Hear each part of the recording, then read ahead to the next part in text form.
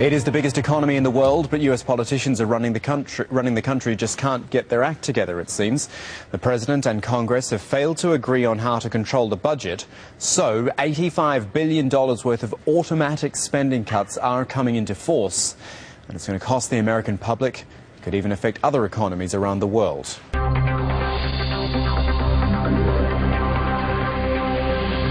Yet another gridlock over yet another spending and taxation clash. Good morning, everybody. The script in Washington is becoming depressingly familiar. Every time that we get a piece of economic news over the next month, next 2 months, next 6 months, as long as the sequester is in place, we'll know that that economic news could have been better if Congress had not failed to act. And let's be clear, none of this is necessary. It's happening because a choice that Republicans in Congress have made. They've allowed these cuts to happen because they refuse to budge on closing a single wasteful loophole to help reduce the deficit. Republicans and Democrats in Washington, D.C. insist the other party is to blame for cuts neither side wanted. According to the White House, the deal breaker was Republican opposition to tax hikes on the rich. But the Republican House Speaker says the real issue is spending. Listen. The president got his tax hikes on January 1st. This discussion about revenue, in my view, is over. It's about taking on the spending problem here in Washington. But Republicans insist loopholes will not be closed for automatic budget cuts. This lack of compromise could have severely damaging effects on the Department of Defense.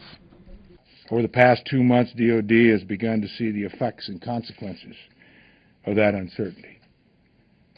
As sequester continues, we will be forced to assume more risk, with steps that will progressively have far-reaching effects. According to some analysts, the sequester could further slow down economic growth and cost hundreds of thousands of American jobs. Half the cuts are to the defence budget. It would affect workers like those at this naval shipyard in Maine who are going to lose a month's pay due to a reduction in work. This crisis, the stress we're under, is completely congressionally manufactured. No, it's unfathomable. And it will also have a more direct impact on the capability of the world's largest military power. Effective immediately, Air Force flying hours will be cut back. This will have a major impact on training and readiness. The Army will curtail training for all units except those deploying to Afghanistan. Spending on a range of public services, from the FBI to education programs to airport security, will also be squeezed.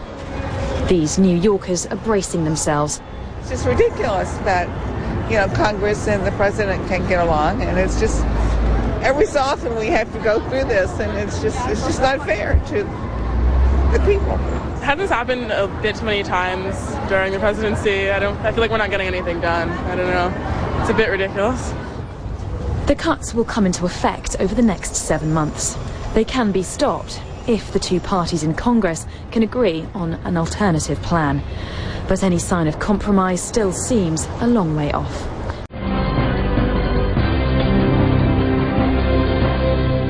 The budget cuts were supposed to take effect at the beginning of the year. But Obama and congressional leaders agreed to postpone them when they reached a compromise to avert the so-called fiscal cliff crisis. The $85 billion in cuts start taking effect March 1st. They're split roughly evenly between defense and domestic programs.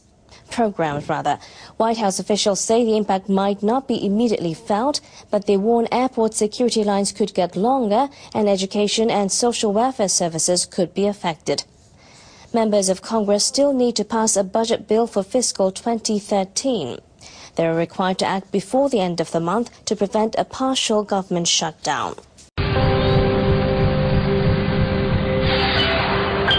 One thing the White House made clear, though, they don't want to get dragged into ongoing budget fights for months like what happened in the summer of 2011. Instead, The next week, the president plans to push forward on guns, immigration, other parts of his agenda, let the budget sort of be a side business.